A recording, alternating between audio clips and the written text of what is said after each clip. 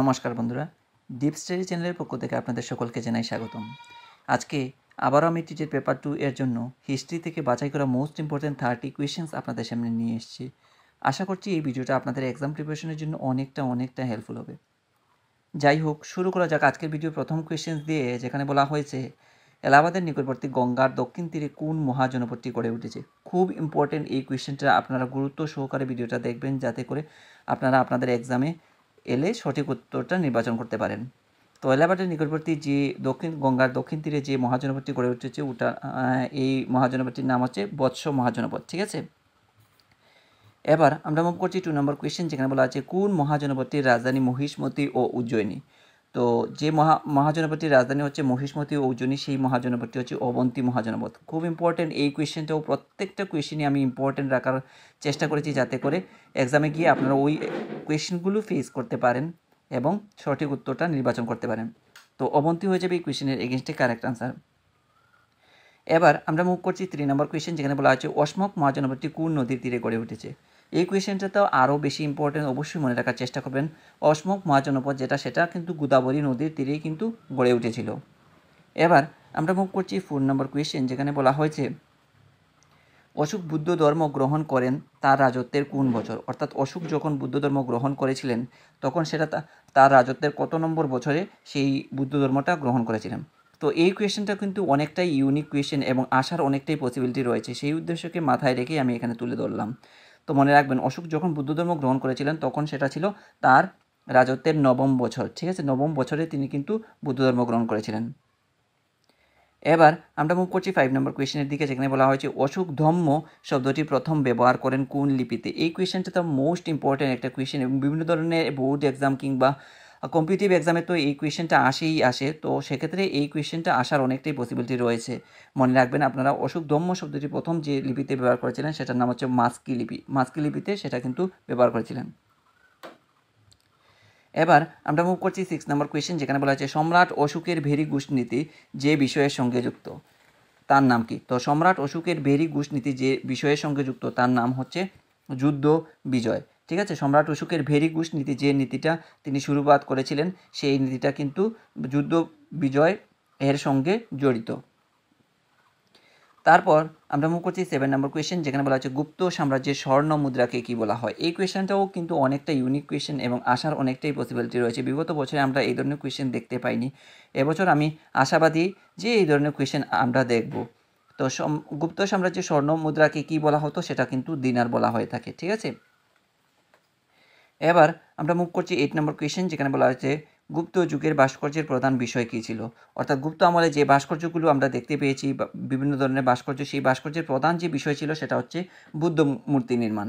অর্থাৎ যে সমস্ত ভাস্কর্য ছিল সেই ভাস্কর্যের প্রধান যে বিষয় ছিল সেটা হচ্ছে বুদ্ধ মূর্তি নির্মাণের উপর ওরা কিন্তু বেশিরভাগ জোর দিয়েছিল। ঠিক আছে, এবার আমরা মুভ করছি 9 নম্বর কোয়েশ্চেন, যেখানে বলা হয়েছে অজন্তার কত নং গুহার চিত্রাবলী রং এবং নির্মাণ রীতির দিক থেকে শ্রেষ্ঠ। অজন্তার যে কতটা গুহার চিত্রাবলী ছিল সেই গুহার রং এবং নির্মাণ রীতি সেটা 2 নং হচ্ছে অজন্তার 2 নং গুহার চিত্র, সেটা রং এবং নির্মাণ রীতির দিক দিয়ে শ্রেষ্ঠ ছিল। ঠিক আছে, এবার আমরা মুভ করছি 10 নম্বর কোয়েশ্চেন, যেখানে বলা হয়েছে পঞ্চ সিদ্ধান্তিকা গ্রন্থটির রচয়িতাকে। এই কোয়েশ্চেনটা কিন্তু মোস্ট ইম্পর্ট্যান্ট একটা কোয়েশ্চেন, বিভিন্ন ধরনের এক্সামে কিন্তু এই কোয়েশ্চেনটা অলরেডি এসে গেছে, এবারও আসার অনেকটাই পসিবিলিটি রয়েছে, সেক্ষেত্রে মাথায় রাখতে হবে আপনাদেরকে।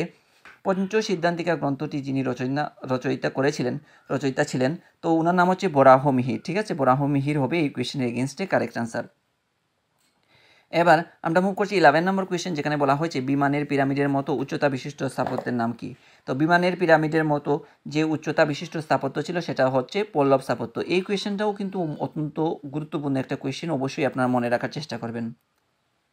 এবার আমরা মুভ করছি 12 নম্বর কোয়েশ্চেন, যেখানে বলা হয়েছে পল্লব যুগের প্রথম পর্বের স্থাপত্য নিদর্শনগুলি তৈরি হয়েছিল। তো পল্লব যুগের যে প্রথম পর্বের যে স্থাপত্য নিদর্শনগুলি তৈরি করা হয়েছিল সেটা কিন্তু তৈরি করা হয়েছিল পাহাড় কেটে কিন্তু পল্লব নিদর্শনগুলো নির্মাণ করা হয়েছিল। এবার আমরা মুভ করছি 13 নম্বর কোয়েশ্চেন। এই কোয়েশ্চেনটাও কিন্তু অত্যন্ত গুরুত্বপূর্ণ একটা কোয়েশ্চেন, অবশ্যই আপনারা গুরুত্ব সহকারে ভিডিওটা দেখবেন এবং মনে রাখার চেষ্টা করবেন। কিরাতার্জুনীয় রিলিফ এটি কোন আমলের এক অদ্ভুত চিত্রকলা। মোস্ট ইম্পর্টেন্ট একটা কোয়েশ্চেন। কিরাতার্জুনীয় রিলিফ এটি পল্লব আমলের একটা গুরুত্বপূর্ণ চিত্রকলার নাম হচ্ছে কিরাতার্জুনীয় রিলিফ। এবার আমরা মুভ করছি 14 নম্বর কোয়েশ্চেন, যেখানে বলা হয়েছে মহাবল্লীপুরমের রথ মন্দির নির্মাণ কে শুরু করেন। তো মহাবল্লীপুরমের যে রথ মন্দিরটা নির্মাণ শুরু হয়েছিল সেটা শুরু করেছিলেন প্রথম নরসিংহবর্মন। খুব ইম্পর্টেন্ট, এই কোয়েশ্চেনটাও অত্যন্ত গুরুত্ব সহকারে মাথায় রাখার চেষ্টা করবেন। এবার আমরা মুভ করছি 15 নম্বর কোয়েশ্চেনের দিকে, যেখানে বলা হচ্ছে পল্লব স্থাপত্যের সবচেয়ে পরিণত নিদর্শন বলে মনে করা হয়। তো পল্লব স্থাপত্যের সবচেয়ে যে পরিণত নিদর্শন যেটা ছিল সেটা হচ্ছে বৈকুণ্ঠ পেরুমল মন্দির। এই কোয়েশ্চেনটা মোস্ট ইম্পর্টেন্ট একটা কোয়েশ্চেন, অবশ্যই মনে রাখার চেষ্টা করবেন। পল্লব স্থাপত্যের সবচেয়ে পরিণত যে নিদর্শন সেটা হচ্ছে বৈকুণ্ঠ পেরুমল মন্দিরকে কিন্তু পল্লব স্থাপত্যের সবচেয়ে পরিণত নিদর্শন বলে মনে করা হতো। এবার আমরা মুভ করছি 16 নম্বর কোয়েশ্চেন, যেখানে বলা হচ্ছে সুলতানের পদযুগল চুম্বন করার প্রথাকে কি বলা হয়। ঠিক আছে, সুলতানের যে পদযুগল সেটাকে চুম্বন করার যে প্রথা সেটা সুলতানি যুগে ছিল সেটা হচ্ছে পাইপস হচ্ছে সুলতানের পদযুগল চুম্বন করার যে প্রথা সেটাকে বলা হয় পাইপস।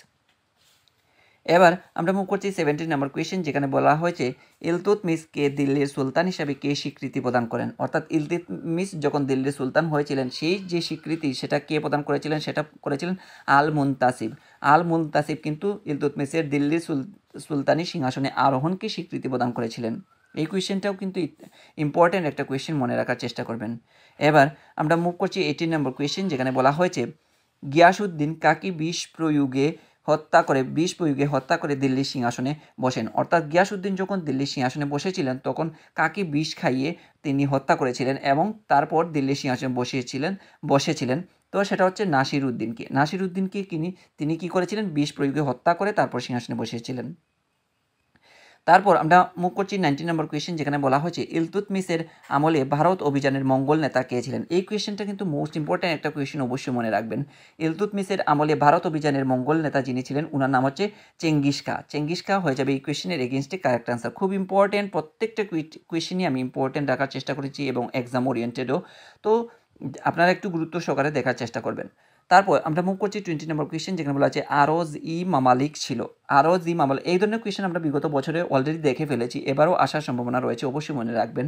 আরজ-ই মামালিক ছিল একটা সৈন্য বিষয়ক মন্ত্রীর নাম। ঠিক আছে, এবার আমরা মুভ করছি 21 নম্বর কোয়েশ্চেন, যেখানে বলা হচ্ছে কলহনের লেখা রাজতরঙ্গিনী কোন সময়ে রচিত হয়েছিল।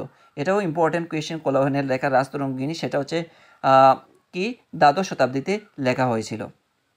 এবার আমরা মুভ করছি 22 নম্বর কোয়েশ্চেন, যেখানে বলা হচ্ছে নিম্নলিখিত জায়গাগুলির মধ্যে কোনটিতে একটি জাহাজ ঘাটা আবিষ্কৃত হয়েছে। তো জাহাজ ঘাটা আবিষ্কৃত হয়েছে সেটা হচ্ছে লুতাল নাকি আমারি নাকি চানহুদারু নাকি হরপ্পা। তো সেটা হয়েছে লুতালে কিন্তু জাহাজ ঘাটা আমরা দেখতে পাই। এবার আমরা মুভ করছি 23 নম্বর কোয়েশ্চেন, যেখানে বলা হচ্ছে কোন সমসাময়িক মুঘল ঐতিহাসিক আকবরকে ইসলামের শত্রু বলেছেন। মোস্ট ইম্পর্টেন্ট এই কোয়েশ্চেনটা, অত্যন্ত গুরুত্ব সহকারে আপনারা মনে রাখার চেষ্টা করবেন। কোন ঐতিহাসিক আকবরকে ইসলামের শত্রু বলেছিলেন, সেটা হচ্ছে বদাউনি কিন্তু আকবরকে ইসলামের শত্রু বলে আখ্যায়িত করেছিলেন আর কি। এবার আমরা মুভ করছি 24 নম্বর কোয়েশ্চেন, যেখানে বলা হচ্ছে কাদের অগ্নিকুল বলে অভিহিত করা হয়। তো কাদের অগ্নিকুল বলে অভিহিত করা হয়, তো মনে রাখবেন রাজপুত যারা ছিল তাদেরকে কিন্তু রাজপুতদের কিন্তু অগ্নিকুল বলে অভিহিত করা হতো। এবার আমরা মুভ করছি 25 নম্বর কোয়েশ্চেনের দিকে, যেখানে বলা হচ্ছে শাহজাহানের পূর্বে নাম কী ছিল। এই কোয়েশ্চেনটা কিন্তু মোস্ট ইম্পর্ট্যান্ট একটা কোয়েশ্চেন এবং বিভিন্ন ধরনের এক্সামে এই কোয়েশ্চেনটা অলরেডি এসে গেছে। এবার টিটেট পেপার 2তে আসার অনেকটাই পসিবিলিটি রয়েছে, সেই উদ্দেশ্যকে মাথায় রেখেই কিন্তু আমি এখানে এই কোয়েশ্চেনটা তুলে ধরছি। শাহজাহানের পূর্বে নাম কি ছিল সেটা হচ্ছে খুররম হয়ে যাবে এই কোয়েশ্চেনের এগেনস্টে কারেক্ট আনসার। এবার আমরা মুভ করছি 26 নম্বর কোয়েশ্চেন, যেখানে বলা হয়েছে আলাউদ্দিন খলজির বাজার নিয়ন্ত্রণের উদ্দেশ্য কী ছিল। অর্থাৎ আলাউদ্দিন খলজি যে বাজার নিয়ন্ত্রণের উদ্দেশ্য কী ছিল সেটা হচ্ছে দিল্লিতে যাতে সস্তা দরে জিনিসপত্র পাওয়া যায়, সেটার মূল উদ্দেশ্যই ছিল যাতে সাধারণ যে জনগণ বা সাধারণ যে প্রজা রয়েছে তারা যাতে উপকৃত হয়, সেই কারণে তিনি বাজার দরটা নিয়ন্ত্রণ করতে চাইতেন। তো এই কোয়েশ্চেনটা কিন্তু মোস্ট ইম্পর্ট্যান্ট একটা কোয়েশ্চেন, আপনারা অত্যন্ত গুরুত্ব সহকারে সেটা মনে রাখার চেষ্টা করবেন। এবার আমরা মুভ করছি 27 নম্বর কোয়েশ্চেন, যেখানে বলা হচ্ছে কুতুবুদ্দিন আইবককে দিল্লির প্রথম সুলতান বলা যায় না কারণ তিনি। তো কুতুবুদ্দিন আইবককে দিল্লির প্রথম সুলতান বলা যায় না, কী কারণে বলা যায় না, কারণ তিনি ছিলেন খুতবা পাঠ করেননি, তার নামে মুদ্রা প্রচলন করেননি। তিনি খুতবা পাঠ করেননি এবং তার নামে মুদ্রাও প্রচলন করেননি, সেই কারণে কুতুবুদ্দিন আইবককে দিল্লির প্রথম সুলতান বলা যায় না। ঠিক আছে, আমি আবারও কোয়েশ্চেনের আনসারটা বলছি, খুতবা পাঠ করেননি, কিংবা এবং তার নামে যে মুদ্রা হয় সেই মুদ্রারও প্রচলন করেননি, সেই কারণে কুতুবুদ্দিন আইবককে দিল্লির প্রথম সুলতান বলা যায় না। ঠিক আছে, এই কোয়েশ্চেনটাও কিন্তু ইম্পর্টেন্ট কোয়েশ্চেন, মনে রাখার চেষ্টা করবেন। তারপর আমরা মুভ করছি 28 নম্বর কোয়েশ্চেন, যেখানে বলা হচ্ছে হরপ্পার বণিকদের কী বলা হতো। এই কোয়েশ্চেনটাও অত্যন্ত গুরুত্বপূর্ণ, অবশ্যই মনে রাখার চেষ্টা করবেন। হরপ্পার বণিক যারা ছিল তাদেরকে কিন্তু আমরা পনি বলে থাকি। পনি হয়ে যাবে এই কোয়েশ্চেনের এগেনস্টে কারেক্ট আনসার। এবার আমরা মুভ করছি 29 নম্বর কোয়েশ্চেনের দিকে, যেখানে বলা হচ্ছে সিন্ধুবাসীরা যে জন্তুকে দেবতা জ্ঞানে পূজা করতো সেটা করতো তার নাম কি। তো সিন্ধুবাসীরা যে জন্তুকে দেবতা জ্ঞানে পূজা করতো তার নাম হচ্ছে ষাঁড়। ষাঁড় হয়ে যাবে এই কোয়েশ্চেনের এগেনস্টে কারেক্ট আনসার। খুব ইম্পর্টেন্ট, এই কোয়েশ্চেনটাও মনে রাখার চেষ্টা করবেন। তারপর আমরা মুভ করছি 30 নম্বর কোয়েশ্চেন, যেখানে বলা হচ্ছে জাতীয় কংগ্রেসের কোন অধিবেশনে নরমপন্থী ও চরমপন্থীরা বাঘ হয়ে যায়। তো এই কোয়েশ্চেনটাও কিন্তু আনসারটা আপনারা মনে রাখার চেষ্টা করবেন। বিগত বছরে এই ধরনের কোয়েশ্চেন আমরা কিন্তু অনেকবার বিভিন্ন ধরনের এক্সামে দেখতে পেয়েছি। জাতীয় কংগ্রেসের কোন অধিবেশনে নরমপন্থী ও চরমপন্থীরা বাঘ হয়ে যায়, সেটা হচ্ছে সুরাট অধিবেশন হয়ে যাবে এই কোয়েশ্চেনের এগেনস্টে কারেক্ট আনসার। তো এই ছিল হিস্ট্রি থেকে বাছাই করা most important exam oriented 30 questions.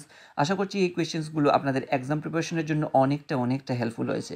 আর যদি এই ভিডিওটা ভালো লাগে থাকে, অবশ্যই একটা লাইক, কমেন্ট, শেয়ার এবং সাবস্ক্রাইব করে দিয়ে ডিপ স্টাডি চ্যানেলের সঙ্গে জুড়ে থাকার চেষ্টা করবেন। ধন্যবাদ সবাইকে। আপনারা সবাই ভালো থাকুন, সুস্থ থাকুন, আর সুস্থভাবে আপনাদের এক্সাম প্রিপারেশনকেও চালিয়ে নিয়ে যান, এই কামনাই করছি। দেখা হবে পরবর্তী আরও একটি নতুন ভিডিওর সঙ্গে।